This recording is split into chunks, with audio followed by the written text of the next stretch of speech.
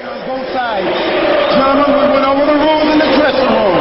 I want to caution you right now to keep this fight clean at all times, protect yourself at all times, and what I say you must obey. Good luck for the SWAT day. Touch them up.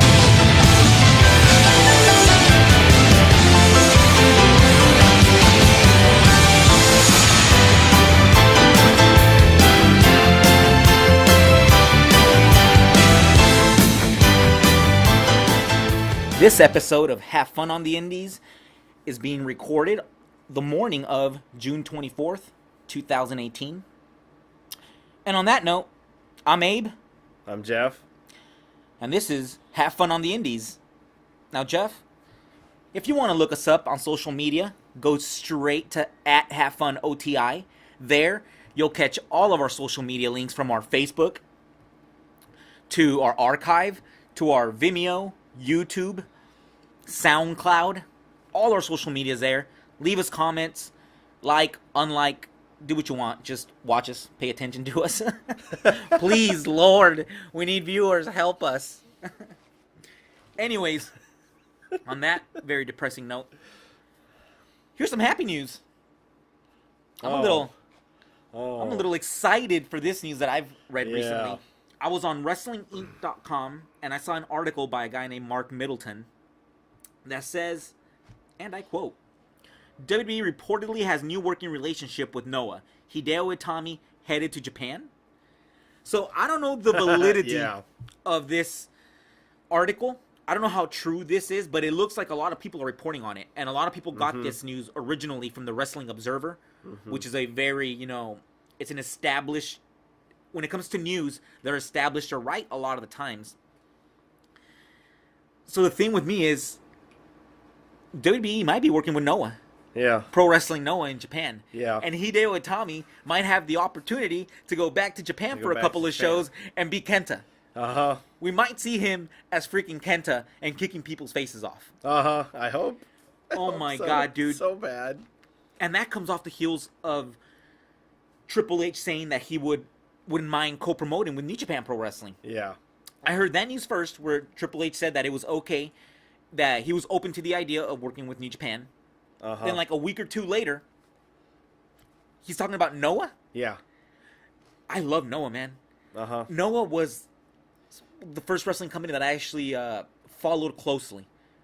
I know New Japan and All Japan are bigger, and I know they have more history, but for some reason, I came up on Noah first. It was weird. Yeah, Noah was the first company we watched. You're wearing a Noah shirt right now. I know. Like, that's... Yeah. I am wearing a Noah shirt right now. That's how awesome and exciting this is. I do got to wonder if it has anything to do with Triple H's comment about wanting to work with New Japan, and then a few weeks later, here we are, WWE and Noah working together. I wonder if Triple H would really even want to work with New Japan, because New Japan's like the WWE. New Japan's like the WWE of Japan, right? And when it comes to professional wrestling, and I don't know, because I think WWE is getting in bed more with more indie-ish type companies. Yeah. And while Noah isn't necessarily indie, they're more like Ring of Honor status these days. Because the days of Kobashi Misawa selling out these fucking arenas that had like 50,000 people, Noah isn't really doing that anymore. No. They're still selling out certain arenas, but I rarely see them draw more than 10,000 now. You know what I'm saying? Yeah. What a trip, though. That's a dream come true if that happens. Yeah. Yeah. But I wonder if it'll only be Hideo Itami that goes there. That's what I wondered, too. It would still be awesome if they had other WWE guys go there. Can you imagine if Triple H had a match? In Noah? Triple H had a match in Noah. That would be insane. Against Segura? Against who? Champion. Oh, really? Yeah, that's who their champion is now? right now? Yeah. Yeah, because these days, dude, I'm not going to lie. I'll catch New Japan highlights here and there. I mean, Noah highlights here and there. But right now, I'm all New Japan. Yeah. All New Japan out. I mean, not to say that I abandoned Noah or anything. Noah was like my start in Japanese wrestling, but I just am. I don't know. Everybody's into New Japan. It's like the big deal right now. It is what it is. It's hard to find Noah sometimes. It seems like I don't see it for like a couple of months after it's been out too. So, Jeff, let's every week. I have to tell you, every week. Speak up. Speak up, man. We can't hear you. The audio comes out like shit when you don't speak up. Okay. Dear Lord, man. Anyways. And I'm not even drunk. I know. a miracle, right? It's a sober, have fun on the Indies. Anyways, on the next podcast, I'm assuming we should write a small list of maybe 5 to 10 matches that we want to have that would be WWE guys versus New Japan Pro Wrestling guys. Yeah. That would be fun. Yeah. Including Noah guys now, dude. Yeah, that sounds fun. And you know I what? accept your challenge. It's crazy because the WWE has worked with companies in the past from Japan. Yeah. Like people say that Vince is always closed-minded, that Vince doesn't want to work with the Indies, that the WWE only started working with the Indies now that Triple H is more in charge, blah, blah, blah. It's true. There was a time where Vince McMahon did not even want to mutter the words of another company. He didn't want to mutter the name of another company. Yeah. There were those times. However, he did work with Japan for a little bit. He worked with All Japan. There was this one thing they did called the Super Wrestling Summit or something like that. Kenta Kobashi was in it. Kenta Kobashi was in it as a very, very young man. It was like Tito Santana and somebody else, or just Kenta Kobashi and somebody else. I can't remember exactly what it was. But what makes it interesting is Vince going to go... Vince worked with them, but I don't think he went balls out.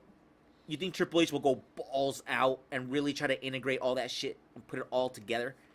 You know? Wow. To where, like, top WWE guys start making appearances in Japan. Top. Not just fucking, 2 guys that don't really matter. But... Because Kenta's way over there, but Kenta's not over here. Are they ever going to have a guy that's hella over here show up over there? Like, can you imagine John Cena comes back real quick and fucking goes to Noah or something? Just for, like, a few shows? Yeah.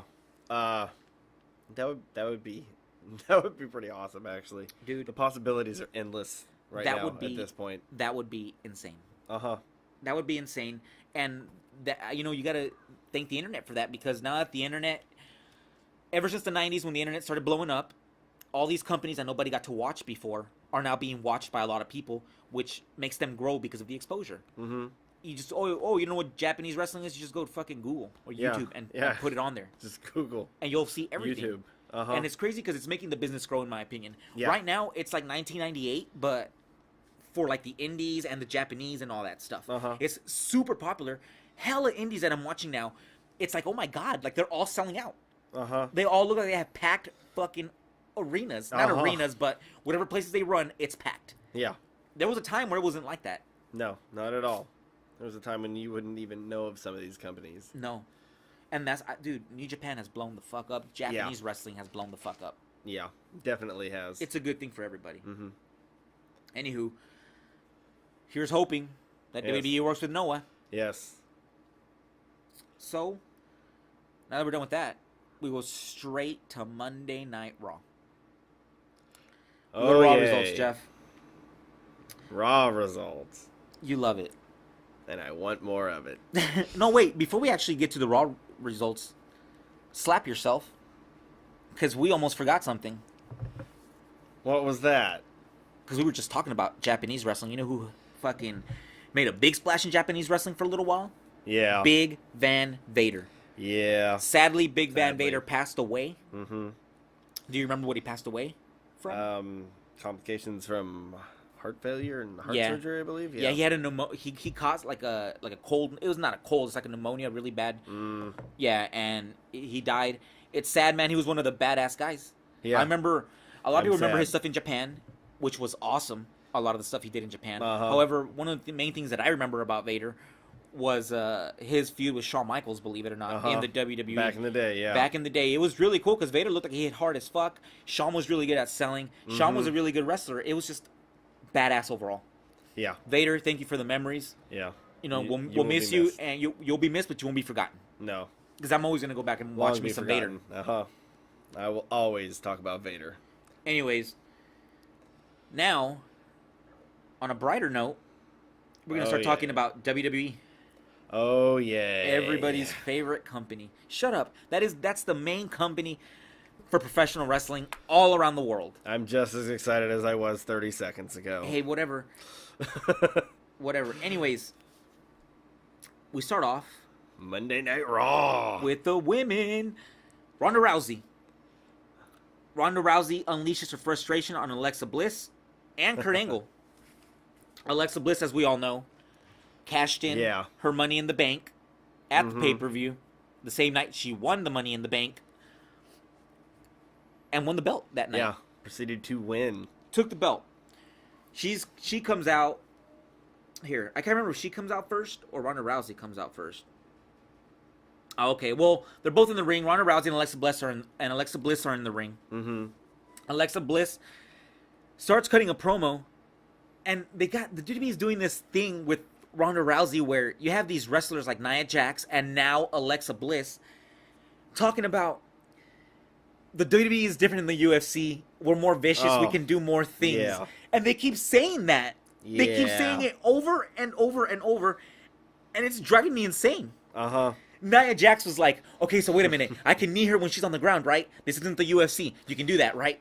And then Alexa Bliss was the same way. She was like, I get to use this briefcase, right? Because at one point, Alexa Bliss starts talking shit about how in the WWE you can use weapons.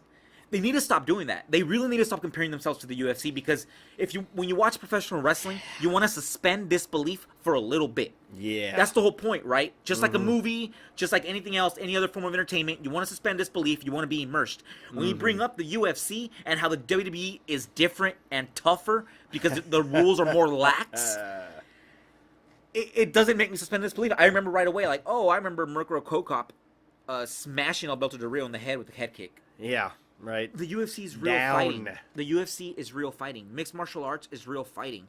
The WWE is awesome entertainment. You can't start saying that you're tougher than the fucking UFC. I don't know what writer or what person tried to approve this shit. Nobody's going to believe, you can stomp him on the ground in the WWE. Therefore, it's tougher. And Ronda Rousey's going to have a tougher time winning the match because it's not under UFC rules. It's retarded. I don't like that at all. Just like at one point, even this shit spreads everywhere. It's like MLW, Major League Wrestling, had this thing to where they started calling their matches fights. It's still supposed to be kind of a wrestling show. They're not fights. They're wrestling. Still call them, just call them matches, pro wrestling matches. But MLW started calling everything a fight. Like, tonight we're going to have this fight, and tonight we're going to have that fight. And then putting in, like, what weight class almost what they were in and shit. They need to stop trying to blur that line because they need to keep it. They need to keep the MMA and the pro wrestling completely separate from each other. They can steal moves from each other. I mean, like WWE can steal moves from MMA. That's fine because it's still professional wrestling. Arm bars, that can be triangles, whatever. That's fine. But don't start talking like WWE's tougher to survive than the biggest organization in mixed martial arts, the UFC. Yeah. That I am not a big fan of that stuff. I didn't like it with Nia. I'm not liking it with Alexa. Yeah, it was weird. Anyways, Ronda Rousey got tired of the shit talk. Back to our point, Alexa Bliss, Ronda Rousey are in the ring. Ronda Rousey gets sick of Alexa Bliss's fucking shit talk, grabs the briefcase and starts smashing her with it. Kurt Angle tries to talk some sense into her, gets judo thrown. Yeah. It looked awesome. Yeah. It looked fucking awesome. Ronda Rousey goes nuts with the Money in the Bank briefcase, man. She goes nuts, as in hits Kurt Angle like 5 times with it, hits Alexa Bliss like 5 times with it. Sometimes it looked weird. It was almost like she should have maybe hit each person like maybe once or twice that way we could at least soak in the fact that she hit somebody with the briefcase. But it was a lot of swinging. It was crazy. That's a good point. Yeah, it was all right. And I think, if I remember correctly, because this has been over a week, she throws Alexa Bliss through the table.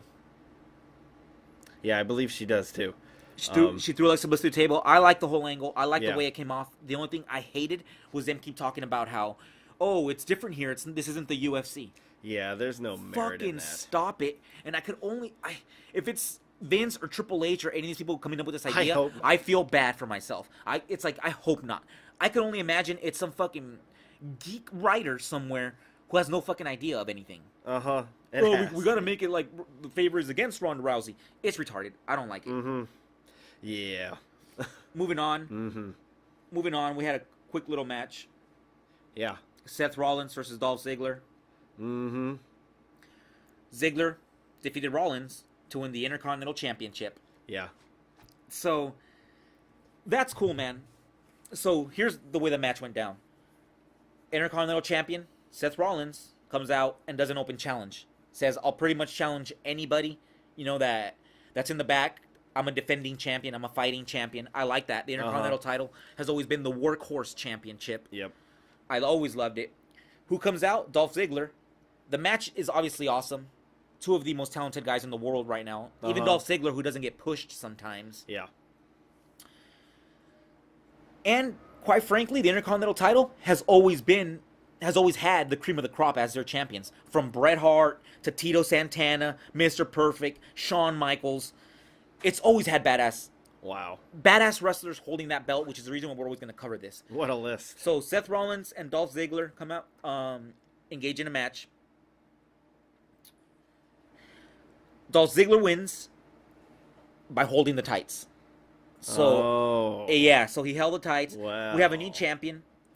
I kind of didn't want the championship to be taken away so quickly. I like it when one guy holds it for a long time. Yeah, he's only had it since Mania, right? Like, Really? I feel the same way too. It's weird because now people be like, well, it's been like 3 months or 2 months. That's nothing. That's nothing. That's nothing, man. Give it to him for a good 9 months. Uh-huh. A good 10 months. It doesn't Give have to him be a a good whole run. year. Yeah, Uh-huh. give him a nice run. Anyways, he holds the tights. Dolph Ziggler holds the tights. Wins the Intercontinental Championship. Rollins gets jumped by McIntyre. Yeah, he gets jumped by McIntyre and Ziggler. Hopefully, what I think is going to happen, he held on to the tights. They're probably going to overturn the decision. Yeah, probably. You think so? I'm glad Dolph won for Dolph. You know, that's good for him. But, yeah, they might overturn it. I don't know how bad. I don't know. Because every time they do time they've done things like this before. They've definitely where the done guy that. held the rope, but still the referee didn't see it, so he Uh-huh. still won the belt. And then like later on Raw, So they or review some other it show. and they return the title. So Yeah, that's a they might big do that. They might not possibility. do that. I wouldn't be mad if they did it, but it's whatever, you know. Yeah. Then they had Bobby Roode wrestle Kurt Hawkins. Oh. It was a good quick match for Bobby Roode. You know what I mean? Somebody's gonna win. Yeah, somebody's gonna win. Who do you think wins? Oh, I don't know. I'm not a betting man. The resident loser didn't win. Bobby Roode wins. It was a nice quick match. Thank God Bobby Roode wins. Bobby Roode has not been in any big programs lately, has he? Or won anything that was big lately. He was in Money in the Bank. He didn't win. Yeah, I feel bad, man. I feel like he's super talented, and I feel that he's getting up there in age, and they need to start using him. Throw a dog a bone. Yeah, please. Really? He's very talented. Even in TNA, when he was over there on Impact, he was really good. He was one of their top guys for a fucking reason. Yeah. He's a great WWE style wrestler.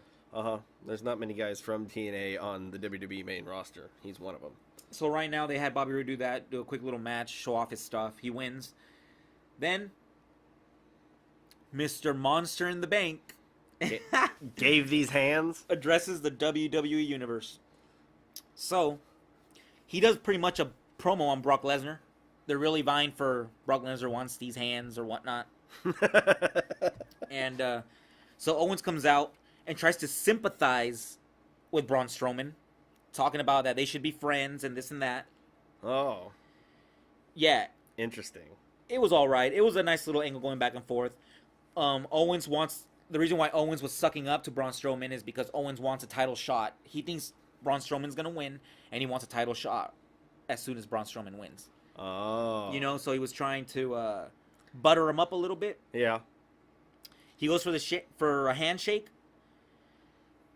Kevin Owens does, and he gets jacked up. He goes for those hands. Yeah. Braun Strowman doesn't buy it. And my thing is, didn't Brock Lesnar and Braun Strowman already do a program together, or am I mistaken? Yeah, they did. I think they might have done a program They together. did. Because They you know what I remember definitely about did. that program? Is Braun Strowman getting socked in the head for rails by Brock Lesnar. Yeah. Like Brock Rails, Lesnar, right. like he fucking, I can't remember what he did, but like Braun Strowman kicked him a little too hard or something, and all of a sudden you see Brock Lesnar just punch him in the face and pretty much yell at him like slow the fuck down or something. Braun got those hands. Yeah, it was very, very weird. Oh man, I can't stop. Yeah, you're weird. Why? How's that funny? Everything, everything that Braun Strowman does, I can equate to like a verb of get these hands, like without fail. It's been like that for a couple weeks, I think. Get like, these hands isn't the worst though. It's not, but like seriously, like go say something else about Braun. I can say get these hands from it. Everybody, moving on. Wow, that was a complete waste of time. What a random. And rant this that is why was. nobody's ever gonna enjoy this podcast. Once again, do I need to throw this podcast in the garbage? Maybe do I need to like give these hands? I guess I don't know. Moving on. All right. Moving on. A tag team that I like is up next with Matt Hardy and Bray Wyatt versus Heath Slater and Rhino. Oh, Why? Oh, for Rhino again because I know he's gonna lose. I like Matt and Bray Hardy too, and Wyatt but defeated Slater and Rhino. poor Rhino. Then, before the match, though, Woken was getting mocked Really? by Bo Dallas and Curtis Axel. They did that whole DX thing. Like, you know how DX dresses up as somebody and they talk shit? They did the same thing on the screen. And then, yeah, so it was a pretty simple match. That happened, and Woken come out on top. Good. Yeah, not bad. Next up is another kind of a showcase match. Chad Gable, who hasn't been doing much. He's just kind of like the guy who takes the beatings these days. Chad, Yeah, that's not even funny. Sadly. Chad Gable versus Jinder Mahal.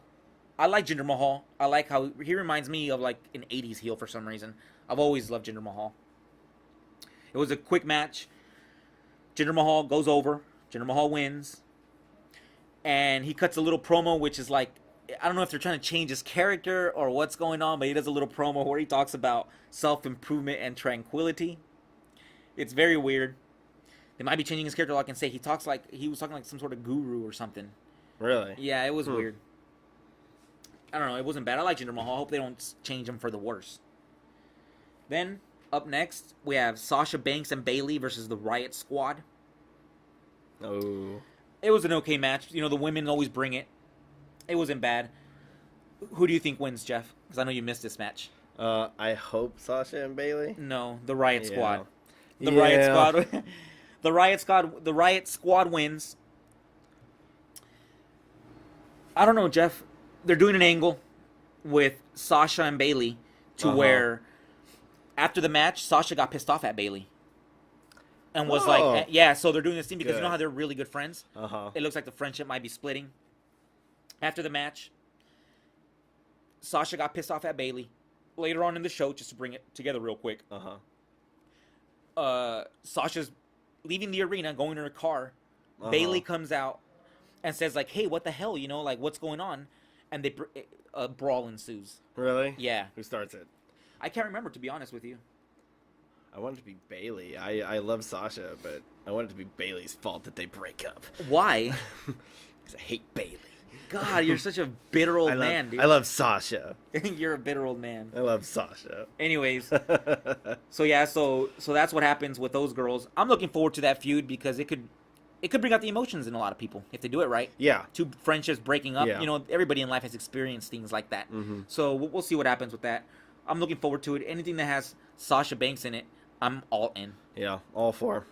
She's gorgeous. She's got fucking great wrestling ability. You know, above all. She knows what she's doing. And her promo skills aren't bad. So, up next, Kurt Angle had a giant announcement.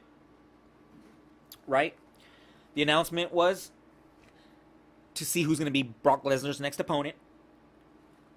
And they're going to have a giant match. A multi-man match at Extreme Rules. That's what it's called. A multi-man match at Extreme Rules. It's going to have Roman Reigns, Bobby Lashley. Ooh. So it shouldn't be bad. Hold on. Those are the first ones announced. Here, let me read this real quick. Number 1 and 2, Bobby Lashley and Roman Reigns. Yeah, so those are the first ones announced. Then the Revival comes out.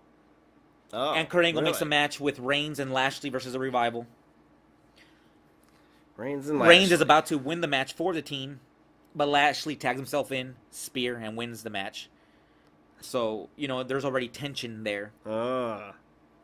Moving on, Elias talks loss to Seth Rollins at Money in the Bank. He's talking about how, you know, he lost. It was pretty much that. He just did a little thing talking about him making a comeback. You know, he lost. He wants to come back. It was very simple. It was weird. I don't know why they did it. It was really did nothing. Anyways. Okay, so moving on. There was a random match I'm not even going to talk about. No Way Jose versus Mojo Rawley. Dude, moving on. Then we have the main event. of the night, which was Finn Balor and Braun Strowman versus Kevin Owens and Baron Corbin. Constable Baron Corbin. Better than you. I love the new look. Better than you in life. The acceptance of his hair loss. I love it. Hey, you're being bitter again. No, I'm not being bitter. Anyways, Baron Corbin sucks. Anyways, so we have that match going on. It ends via end of days. And look at Jeff. was Raw. Jeff, you know I missed the end of Raw. You know nothing. I missed the end of Raw, ladies and gentlemen, this week. I really did. Embarrassing. So I was exhausted and fell asleep. So I apologize that I've been no help to him on these results. So in other words, you're misinformed. I've just been. I'm not covering Raw or You're not. Wait a minute. You're not misinformed. You're not informed at all. I'm ill-informed completely to WWE this week.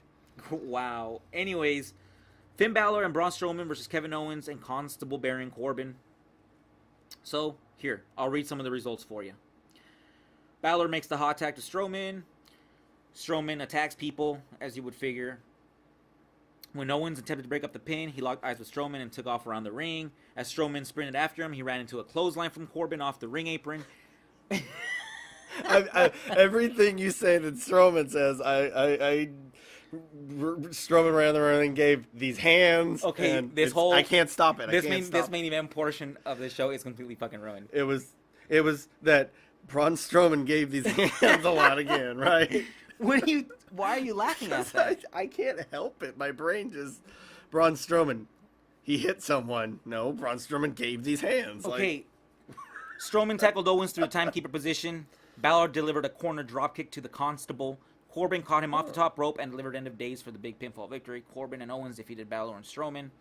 Raw was all right this week. It wasn't bad. My favorite segment was the Ronda Rousey stuff. You know, that was my whole gig. So moving from Raw, we go straight to where, Jeff?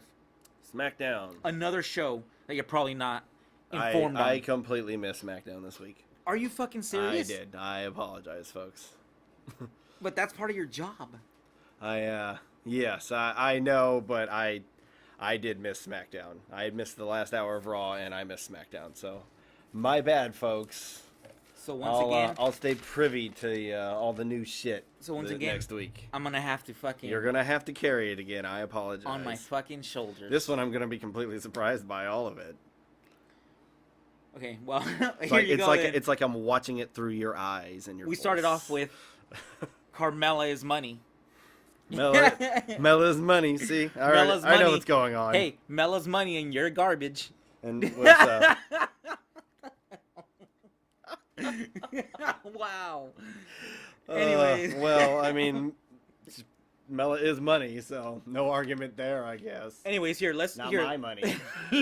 Before Mella came out, wait a minute, not your money. Aren't you going to go see a WWE event later today? Oh crap! You're going to go SmackDown, right? I'm going to see a SmackDown live event tonight. Yeah, show. So you are getting Mella your fucking money. Crap! Look at this guy. Crap! He's going to a WWE event. She's not taking my money yet. Hook, line, and sinker, bitch. Buy that ticket for Mella. Can I refund the money 6 hours before the event, WWE? Please let me know immediately. No, you can't. You're James. Damn. You're the James Ellsworth. Oh my god! Oh my god! I would pay money. That was insulting. I would pay money to see you and be Ellsworth on a dog leash. You and Ellsworth be your slaves. Be on a dog leash or dress up like Asuka or win the Money in the Bank that got her the title in the first place. Anyways, let's get to these results. So here's the results.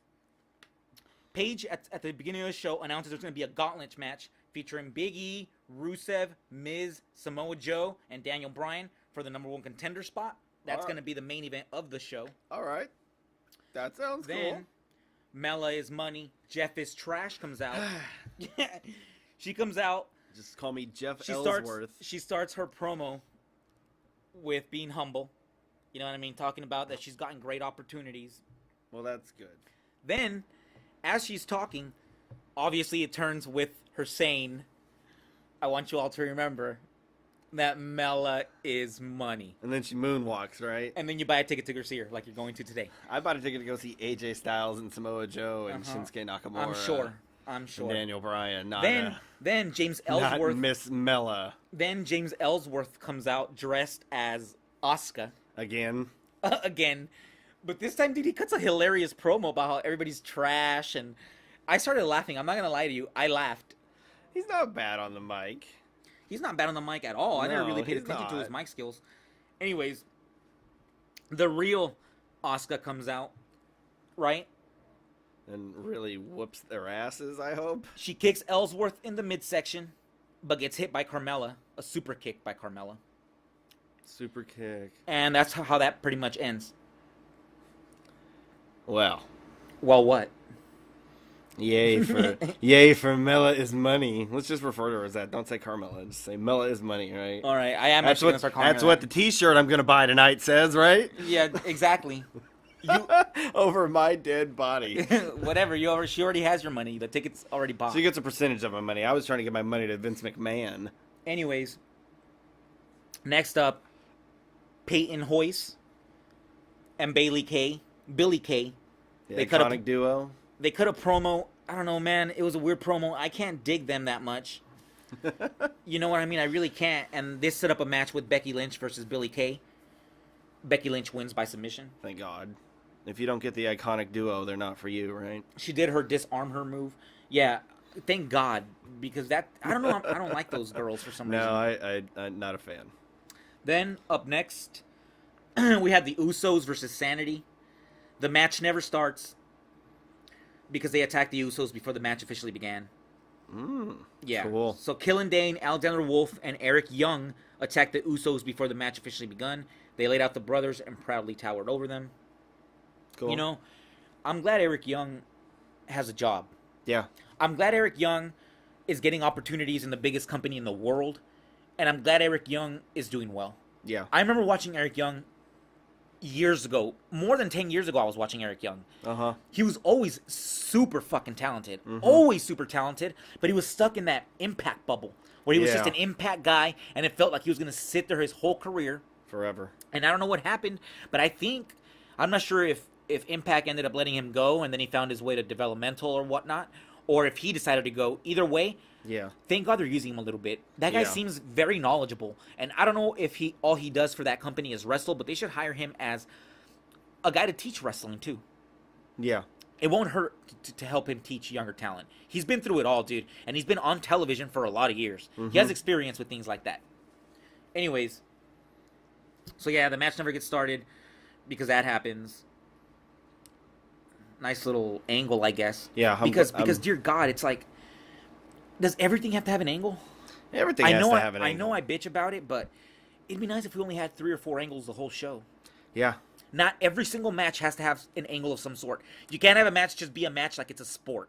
You're already Yep. talking about MMA and WWE being fucking the same, or one being more dangerous than the other. You might as fucking well make it more like a sport, and sometimes matches just happen because that's part of what happens. Matches happen. It doesn't have to be a feud. Someone's girlfriend didn't have to be taken. Something fucking weird didn't have to happen. A promo doesn't need to be cut. Sometimes it's okay to have just a match. Yeah, a match can just be a match sometimes. Anyways, moving on. Next match. Actually, before this next match, which has the Bludgeon Brothers versus Luke Gallows and Carl Anderson, Jeff Hardy cut a promo on Nakamura. Oh, yeah. I did see that. Yeah, that should be pretty good. I'm actually Yeah, enjoying that. I'm very interested in that. Very interested in that. Anyways, go on. I believe that's what the main event is tonight. I actually think it's Jeff Hardy, Samoa Joe, AJ Styles, and Shinsuke Nakamura in a tag match or something like that. Something like that. I'm sorry. Something like I'm Please sorry. Raise Your Voice. I'm sorry. Because I'm not completely sure if that's what the main event is for the show tonight. Yeah, that's a hell of a main event for a house show, too. Yeah, that's But you why know I was what? like, House shows I'm always, going. some house shows always have sick-ass main events. Yeah, they really do. I've enjoyed a lot more WWE house shows that I've been to than taped events, actually. All right, well, anyways, the Bludgeon Brothers versus Luke Gallows and Carl Anderson. BC. The SmackDown Tag Titles. The Bludgeon Brothers win via pinfall to retain the SmackDown Tag Team Championship. Damn. It was all right. I mean, it was an okay match. I like the tag team division. I want to get behind the tag team division, but, I mean, it was what it was. It was a short little segment, and that's what it was. Next up, was the #1 contenders gauntlet match with All fucking right. a lot of fucking talent. Big E, Daniel Bryan, Samoa Joe, The Miz, and Rusev. All right. The Samoa Joe, and American Dragon. Well, Daniel Bryan. I'm sorry. Daniel Bryan match. Daniel Bryan part of the gauntlet match was fucking sick. Uh-huh. I didn't get tired of it. Every time they do a program together, it's awesome. One sick ass spot from the thing was Daniel Bryan flipped back. They were on the outside. Samoa Joe was going to get him in a coquina clutch. Daniel Bryan went to the railing, flipped back. Samoa Joe fell. Daniel Bryan went in the ring. Count out. That's how Samoa Joe got eliminated. Oh. No. Anyways, the Bludgeon Brothers attack Daniel Bryan is something that happened in that match. The Miz takes advantage. The Miz pins Daniel Bryan, so that's how he got eliminated. Uh-huh. And the guy that I did not want to win is the guy that wins. Who? Rusev. No. Yay for everyone on the internet, right? It's Rusev Day. Exactly. You don't have a fucking day. Nope, I do not have a day because every day is Rusev Day, right? Exactly. Buy the t-shirts. I don't know, Jeff. That's what I'm going to SmackDown for. I'm going to buy a Rusev t-shirt, So too. first, I'm going to go throw more money away First, at Vince McMahon. Mela is money, and Uh-huh. you're James The first one. and you're James Ellsworth to her. Do they still have the James Ellsworth shirts? I'll buy those, too. And so you're James Ellsworth to her. And second, While wearing and second, a Happy Rusev Day and shirt? second, you're jealous because you don't have your own fucking day, like Rusev. Anyways, here's the last bit of news for this week when it comes to some WWE stuff. Before we hit the break, because oh my god, we're already at the 36-minute mark. Wow. So I rambled too much. I'm sorry. nah, it was folks. fun. It's okay. So the last thing I'm going to talk about before we get off these results was Big Cass got let go. Dude, that's not funny at all. He just lost his job. I called that, though. Why? I was saying that like a week ago. Like, Why? I hope he gets fired. I hate him. Yeah, but you shouldn't hope someone gets fired, you ass. I know, that's wrong. That's his fucking job. I'm sorry.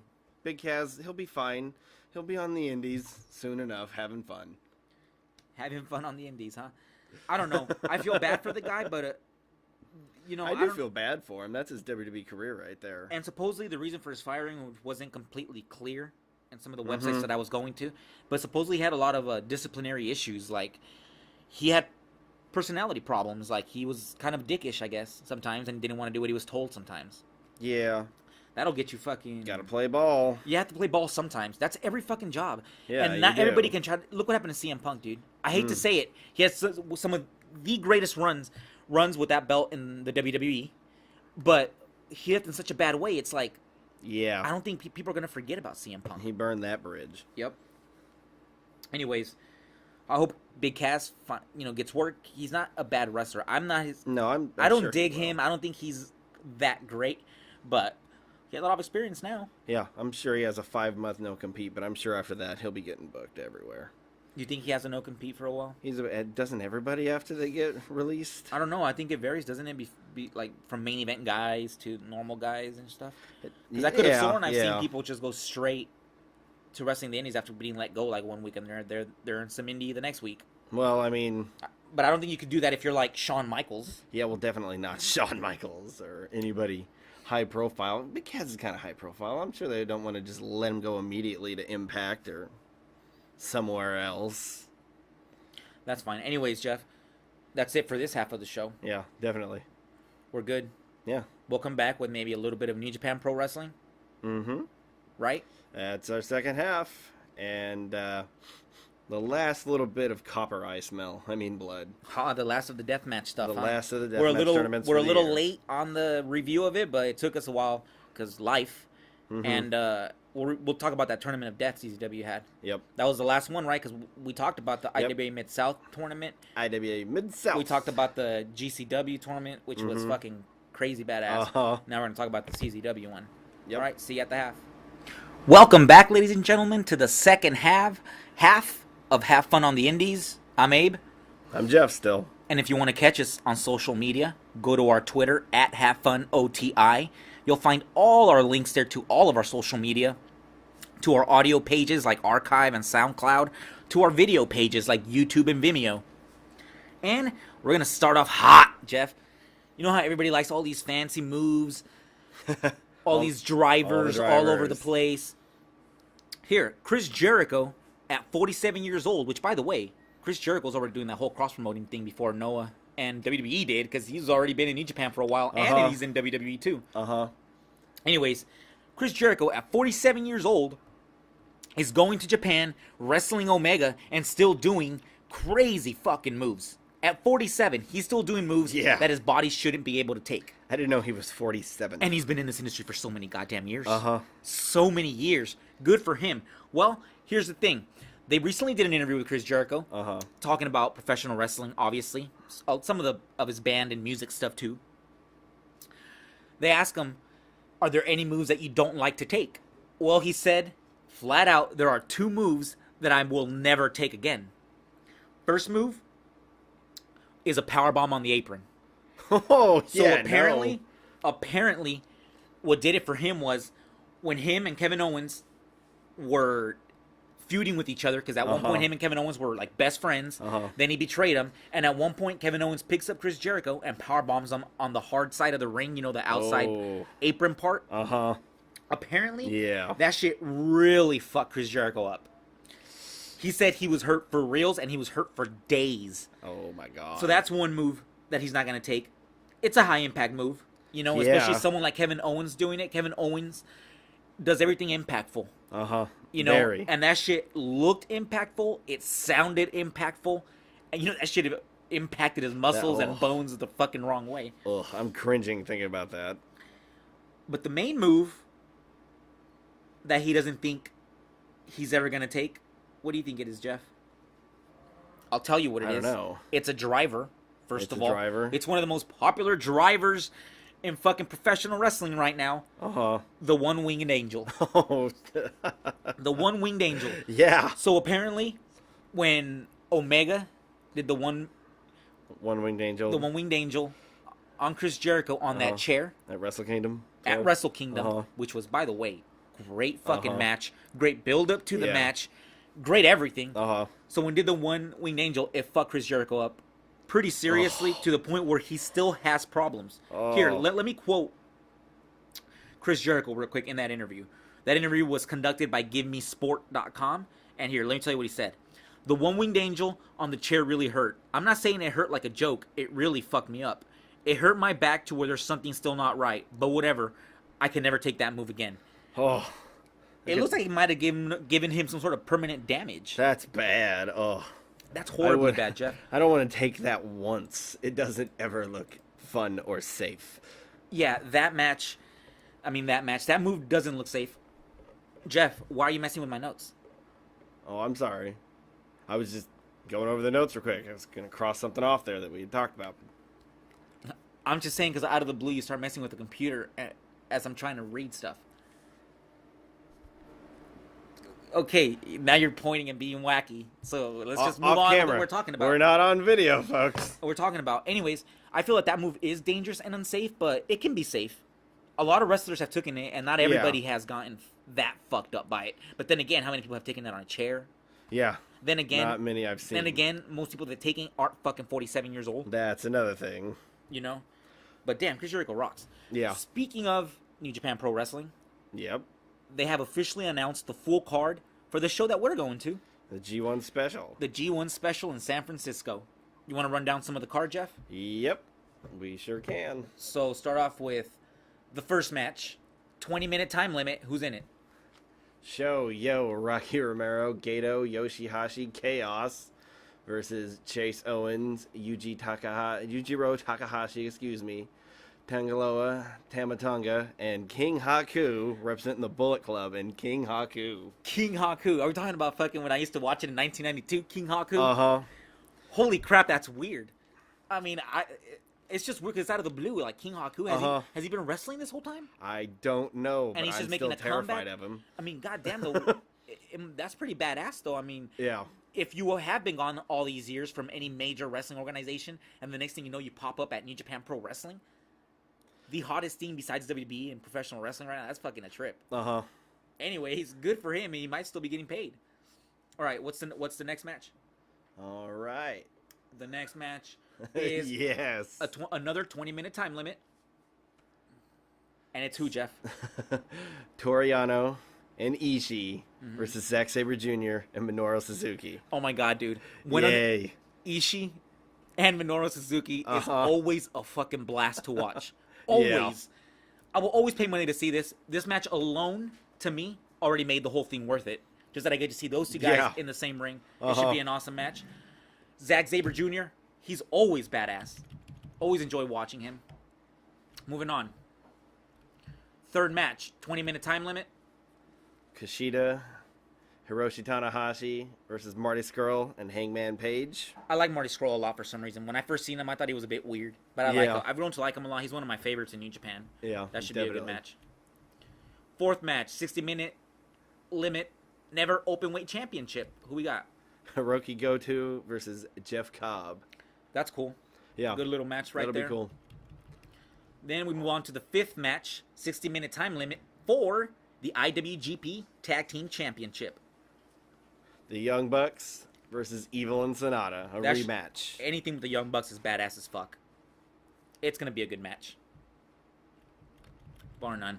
Sixth match, 30-minute time limit, special tag match. What do we got? Will Ospreay and my favorite, Kazuchika Okada versus Bushi and Tetsuya Naito. Dude, I love Naito a lot. I like Will Ospreay too. This should be an awesome match. We're going to be there live. Hopefully we have our Instagram up by then. At Have Fun OTI. If we have our Instagram up, we can take some pictures. We're launching it that day, right? We're supposed to. That's the plans. Seventh match, 60-minute time limit, IWGP Junior Heavyweight Championship. Yay. Hiromu Takahashi, your Best of Super Juniors tournament winner for this year. Yes. Versus Dragon Lee. They were slapping the shit out of each other the last time we saw them, too, so excited about that. Not just slapping the shit out of each other, the match was insane. It was pure fucking insanity. I'm excited to watch this live. And this time it's for the belt. See, that match alone should sell more tickets, but Jesus Christ. Eighth match, 60-minute time limit, IWGP United States Heavyweight Championship. Jay White versus Juice Robinson. That's cool. And they had this whole thing where Juice Robinson hurt his hand. He got attacked by somebody. He hurt his hand. They hit it with a chair constantly or something. And then they had this whole thing on that one tour they just did. What was that tour called? You don't remember, huh? No. The last one they just did, Kazuna Road, I believe? Yeah. That one. They had these special rules where he wrestles. You can't hit his hand. That can get creative. It's very simple, but it can get creative if the wrestlers know how to work that gimmick, the whole hurt hand gimmick. Anyways, that should be a good match. Moving on.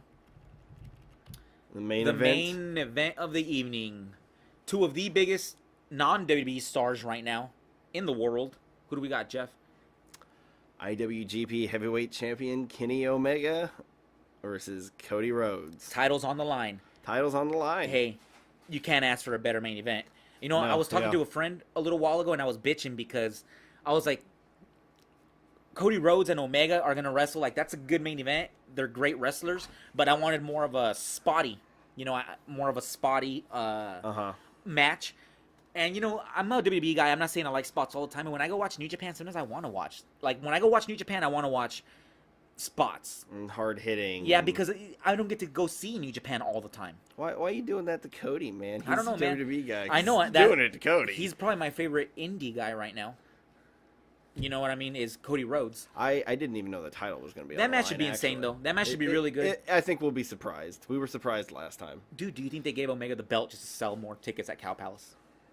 Nah, there's no way. I don't know. I'm not. Anyways, I wouldn't put it past them. Hey, that's all I have to say. Am I wrong here, or didn't they say something about that they were going to have a special person come, like a big star, that way they could sell more tickets? I did read that a few months ago, but I've heard nothing about it since then. I was just waiting and waiting and waiting for Chris Jericho because he's the IWGP Intercontinental Champion, maybe, but I guess not. I figured Chris Jericho, but he's still got to be there. I have a question then. He's a damn champion. Since you watch more Japanese wrestling than I do, I have a question. Are these, when Japan comes over to the United States, are the shows supposed to be A-League shows, or are they not? Are they more like just kind of house showish? That's how we felt last time about the card for Strong Style Evolved, right? Well, that's how I felt last time. I get what you're feeling reading this one too, but then remember how good the show actually ended up being? Like, it was The show was insane. Fucking insane. Yeah, but I'm saying, though, does New Japan think these shows are important? Or are they just kind of, like, putting them on here just to showcase a little bit of stuff? Then they go back to Japan and hold the real shows over there. Yeah, I don't know. That's a good point. Do you think any titles are going to change hands here? Probably. That's what I'm saying. Probably not, right? Like, will the IWGP Heavyweight Championship ever change hands in the United States? Will Cody Rhodes win it right after Kenny wins it? No. Has any Japanese title from New Japan Pro Wrestling recently, modern era, changed hands on WWE soil on any of the shows we went to? Because we went to every single one that's been in America. I mean, they crowned Kenny as the U.S. champion, but it didn't change hands. Count. It was just crowned. That really doesn't count. So no, I don't think so. Actually, I know it's weird, huh? Yeah, that's something to. Maybe we'll get a title change this time. Anyways, that's a badass card. Yeah, it is worth your money to go buy a ticket to watch this. Yeah, definitely. I don't know what their tickets are still on sale too. I don't know what their ticket situation is. Last time I heard it wasn't that great for it being a big arena. Mm-hmm. As we talked about and discussed, the Bay Area sometimes is not a great place for professional wrestling. Yeah, nobody. Nobody. Not a lot of people show up. It's like more indie guys show up to buy tickets than fucking fans sometimes. But anyways, moving on from Japan to the final drops of blood this season. We're a little late. Is over. We're a little late. As we said earlier, we're a little late on discussing this, but it took us some time to watch it. We wanted to be informed before we actually talked about it. Yeah. Tournament of Death, CZW. The Tournament of Death 17. Yep. So, it started out really well. G-Raver was a highlight of the first match. Yeah, that G-Raver, that was his name? Uh-huh. That G-Raver guy, you know what I liked? I liked the fact that he did some wrestling moves. Like, he was actually trying to wrestle amongst... Yeah. He would wrestle and then use weapons in a certain wrestling aspect, not just smash them on his head or throw them in a weird fashion. Like, one of the spots that he did that I thought was insane was when he did that arm drag. Yeah. But in the middle of the arm drag, he hit him with the light tube. Yeah. That was kind of cool. That was nuts. We had to rewind that. Anyways, go on. Well, the winner, the finals, of Tournament of Death 17, we were really surprised by this. Jimmy Lloyd and Ricky Shane Page. Dude, look, I don't know whose CZW has as their stars all the time. Yeah, I'm not privy. But that Jimmy Lloyd guy, man, look, I'm not saying he's not a good wrestler. But one, stop smashing light tubes into your own head. Yeah. That makes it look stupid. Yeah. It's like, so wait, you grab light tubes, hit them against your own head, and it doesn't hurt you, but then someone else hits you with it, and it does hurt you? It makes no fucking sense. He did it the whole night. It annoyed me. Number two, hey, bro, how about we don't look like a backyard wrestler when we're out there? Yeah, basketball shorts. I understand every single guy came out in street fight looking clothes because it is a death match. Yeah. But Jimmy Lloyd looked more backyardish than all of them. Yeah. Jimmy Lloyd looked like he came straight out of the basement. And I'm not joking around, and I'm not trying to go tough on fucking Jimmy Lloyd. Dude, lift the weight. I understand this discussion that people have that it's good for professional wrestling to have all kinds of shapes and sizes, and I agree. Yeah. I agree. But there are certain shapes and sizes that shouldn't be there. If you're going to look fat, that's fine. You could look fat because there's big fat guys that still look like they're strong, you know? That's fine. But Jimmy Lloyd looks like he's not athletic one goddamn bit. He might as well be James Ellsworth. But no, you can't insult James Ellsworth because fucking that guy looked in shape the last time I saw him. Yeah.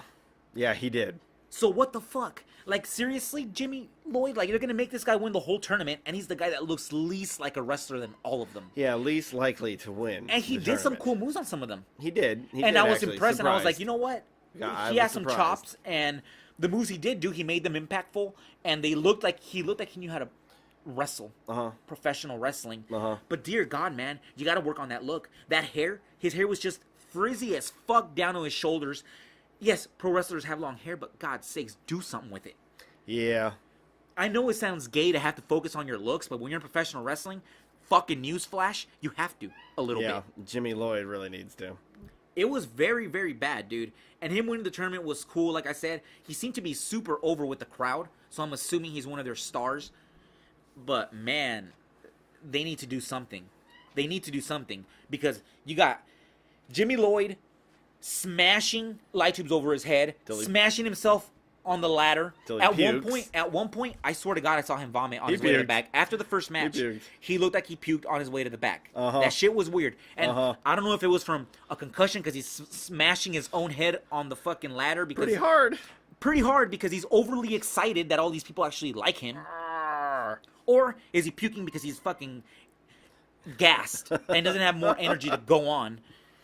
That's problem number one. Problem number two is take the microphone away from some of these guys. And when you give somebody the microphone, is there a booker? Is there a promoter? Is there somebody that can tell them to stop saying fuck and stop doing the throat slice taunt every fucking 5 minutes? Right. Every wrestler that came out on this show did the throat slice. That was the taunt. Everyone. It was almost everybody. Look at the hard camera. Throat slice. Is that like a deathmatch thing? I don't understand. And why are they all doing it, though? I'm guilty of using the word fuck sometimes too much, especially after I've been drinking. However, when you're doing a professional wrestling promo, it's okay to use that word for emphasis, especially at a bloody-ass death match, but not every 30 seconds. Not every word coming out of your mouth is fuck and shit. It makes you look uneducated. It makes you look garbagey. Exactly. It makes you look like garbage. It makes you sound like garbage. It's not a good promo when you cuss every other word. It just isn't. It's real easy to do that.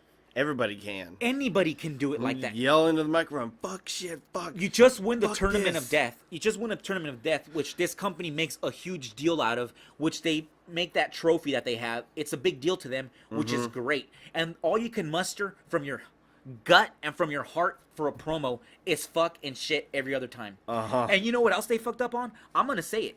The whole fuck the cops thing.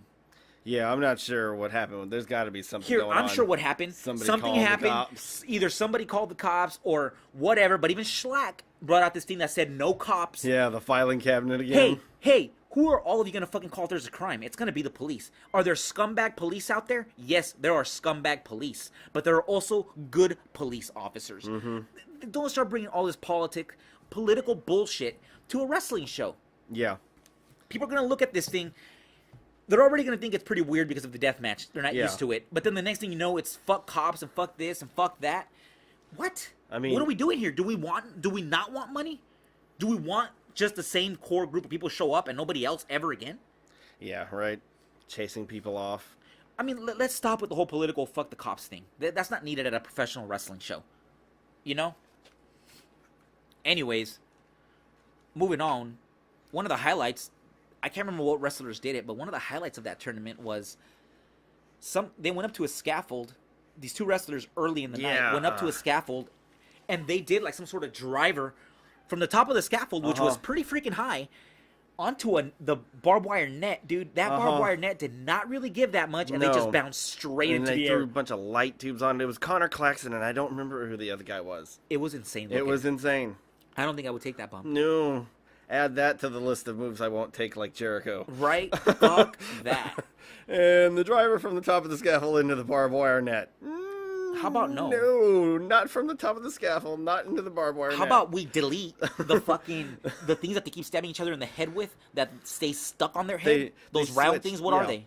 What are they? They're not the gusset plate things. I'm not sure what they are, but they're nasty. They're disgusting. And they stay stuck on their head right there, like this metal chunk. It just doesn't, even for a death match, it doesn't look cool. No, and it looks, on that Vice documentary, trying to pull it out with pliers, that's real safe. And I understand that in death matches, anything goes, and you're trying to one-up the craziness because it's a death match. But there's craziness and there's silliness. And some of it is fucking silly. The GCW tournament didn't have any of that weird gusset plate crap and whatever that was. No. The GCW show was very well done. It was probably the best deathmatch tournament out of those three. Yeah, I agree with you. That was my favorite tournament. And the crazy part was CZW started off hot. Their tournament, it was like some giant elimination match, and with some crazy spots. Yeah, I was like, oh wow, this is gonna be a good show, and then kind of panned out low. So who ended up winning the whole thing? Jimmy Lloyd. So right? Jimmy Lloyd is your 2018 CZW Tournament of Death champion. Yep. Hey, I'm not the booker, but all I can say is, come on, Jimmy. Let's step it up with the way you fucking look. Just step it up a little bit. A little bit of pride will take you a long way. just a little bit. Mm-hmm. Anyways, that was death matches, Jeff.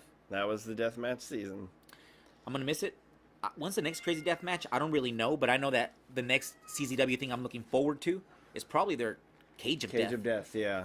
Cage of Death. We'll be covering that when it's going down. I'm not sure when it is, though. Do you remember? I don't remember. I don't remember when it is. It might be somewhere near the winter. Yeah, I believe it is. I know it's fall. somewhere fall. It winter. might be the fall. We'll definitely be watching that. Ladies and gentlemen, thank you for watching. Watching? Are you an idiot, Jeff? Listening. Thank you for listening to Have Fun on the Indies. If you want to catch us, once again, on our social media, go to @HaveFunOTI, our Twitter. We have all the links to all our social media. I think it's time, Jeff. We got to shut this place down because someone here is going to a WWE show. Yeah, I gotta go. I'm gonna go see AJ Styles for the first time. You gotta go give Vince Fun fact, your money. It'll be the second time I've seen Samoa Joe, once not in the WWE, and the third time I've seen Daniel Bryan, once not in the WWE as well. That's the only reason why I would go. Samoa Joe, Daniel Bryan, even AJ Styles. Mm-hmm. The first time I've seen AJ. This is gonna be a. You know what? I wish we would have seen those guys in the Indies. I wish I would have seen. We did see Daniel AJ. Bryan in the Indies. We Remember did. Ring of Honor? We went to the Ring of Honor show and we saw Samoa Joe at that one really small show. indie. It was like a super small indie in Modesto. I think it was. Yeah. Mm-hmm. Oh, he was there. Yeah, he was. Yeah. But I would want to see them like in a. How come California does like Ring of Honor will come to California, New Japan comes to California, but you don't get any of these big, huge, giant blockbuster matches. Like when Daniel Bryan came here, he had a really good match. I can't remember exactly. It was him and Austin Aries. Yeah, him and Austin Aries had a super good match, right? But it didn't feel like they were going balls out, ROH Philadelphia type. It was still, it was still good, but yeah, it had that feel. Yeah. Even Samoa Joe, I sincerely doubt Samoa Joe went 110% and Modesto. Yeah, no, he didn't. We know he didn't. But it was still cool to see Samoa Joe. It was awesome seeing Samoa Joe. All right, ladies and gentlemen, this has been Have Fun on the Indies. I'm Abe. I'm Jeff. And go enjoy your WWE show, you prick. And Jimmy Lloyd, have fun on the Indies. Jimmy Lloyd, I think you're stuck on the Indies forever until you do something about it.